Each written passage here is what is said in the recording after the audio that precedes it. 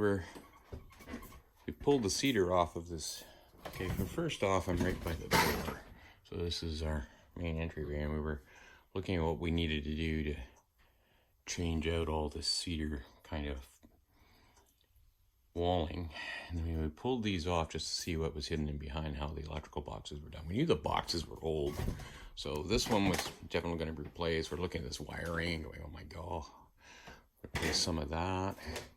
And then I started seeing that. Okay, that's the plate off the old. I guess that's what they did to carry the weight of the house here. Because this was all open. I put this wall in a year ago or 2 years ago now to carry the load down to the foundation better.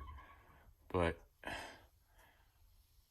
discovering what they did with the electrical to get it down to the other end of the house, quite frankly, it shakes my head. Now, the plate isn't cut all the way through.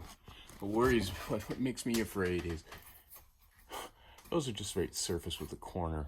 Somebody put a nail in there, they would have driven right into it. And like I said, I'm not sure. I think there's 3 plates, but it may only be 2, which means only one is actually carry the load. Anyhow, what lies hidden? Renovation hell continues. The adventure goes on.